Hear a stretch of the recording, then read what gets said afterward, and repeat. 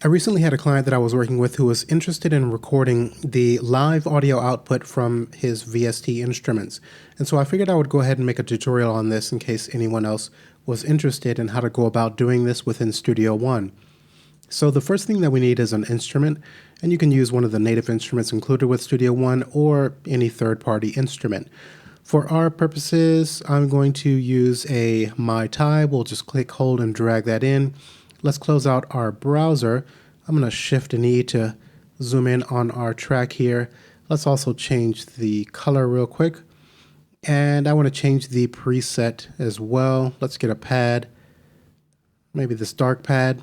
So now if I press caps lock to bring up our virtual QWERTY keyboard, we can play back our instrument, or if you have an external controller, if I enter into record at the bottom,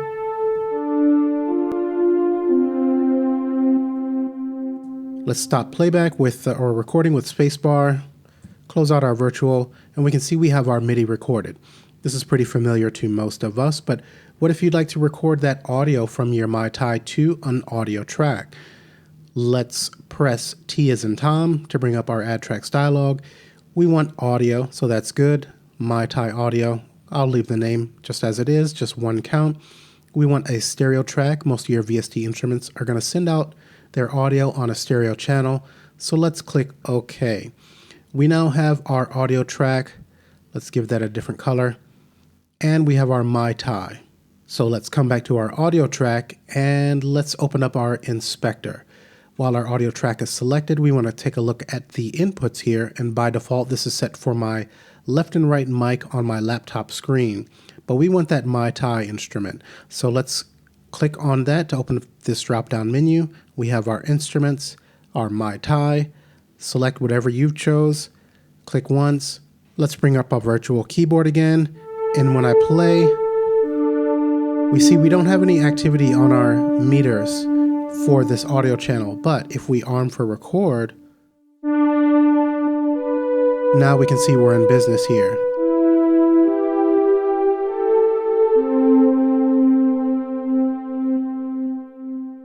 Okay, so if we want to capture that audio, let's just say we don't want the MIDI information.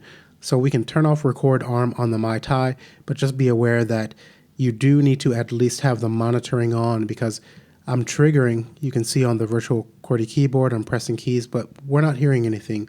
And that's because we at least need to have monitoring on. And now we've got our signal back. And we can come back to the beginning of our song, enter into record.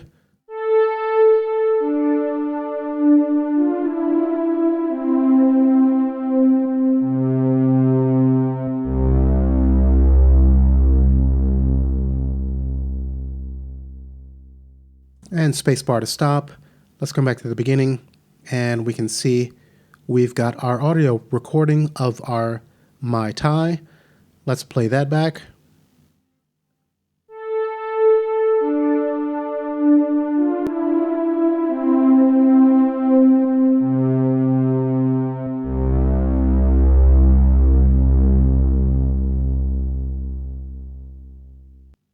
Okay, and so that's how you can go about recording your instruments to a separate audio track. And before I wrap up, I also want to mention that we have the ability to record or sample into Sample One, our VST instruments. So let's take a quick look at that. With this track selected, I'm going to press Shift and T to remove that out. We've still got our My Tai in here, but we also need the Sample One. We'll come to the browser.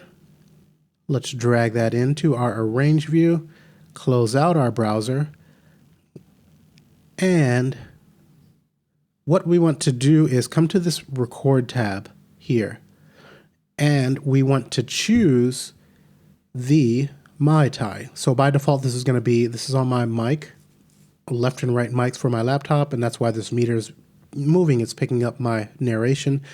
But we want to come to this input selection, click on the down arrow. Again, we come to this instruments. It will pop open automatically once you hover, and we want to select My Tai. Okay, so now let's click on the pin icon to pin this Sample One so it stays open, and I'm going to select the My Tai track. Our virtual keyboard is open, so when I trigger, You see, the MIDI information is triggering our MyTie, and since we routed the MyTie into the input of our sample 1, we're now capturing that. So I could just enter record.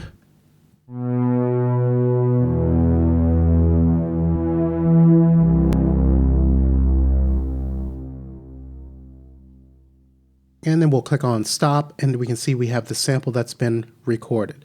So if this is automatically recorded to this root key here, you can see by this white highlight, and that's because the insertion key was set to C1 initially, but now it's moved on chromatically to C#1. If you want to change the mapping or spread this across the entirety of the keyboard range here, then what we can do is come to our mapping. We can see this is that sample that we recorded. We can come to the root, the low, they're all for C1, so we can click and hold, drag down the low, click, hold, and drag up to expand out the high, and now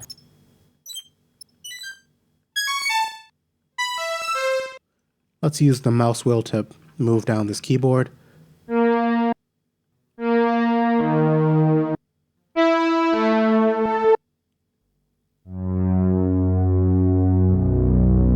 Okay, let's come to the wave view, and we can see our recording. We can clean up the front and end with these markers dragging in. This is our original recording on the root, C1.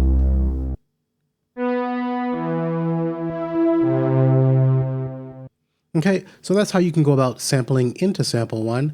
And let's come to our sample list, right click and remove that sample, because I also want to briefly show the gate record. Now, when we activate the gate record, we're going to make use of these markers here, or they work in tandem with the settings to the top right corner here. So if I drag this, we can see that that's altering the open. So anytime a signal hits the open, it's going to start recording. So if I were to take this up really high, -8 dB, let's trigger our MyTie. That track is still active. You can see that signal is not hitting our open setting. So we're not entering into record. So we would need to take this down by click, hold, and dragging in the window here, or dragging the marker. Now let's take that down a little bit there. We'll take our close down a little bit. Now this is basically when the signal goes below our close setting, it's going to stop recording. So let's be sure our gate record is activated. I'm going to go ahead and trigger again with the virtual keyboard. Now you see it automatically enters into record. I'll release the key. Once it drops below that close, it stopped recording, and we have our sample. We'll come to our wave view. This was mapped to C#1. We can, of course, click on that field and say put that to C3. Extend out our low and our high. Oh, I accidentally changed the root. Let's put that on C3. Our low, our high. Let's use the mouse wheel to move up the keyboard here.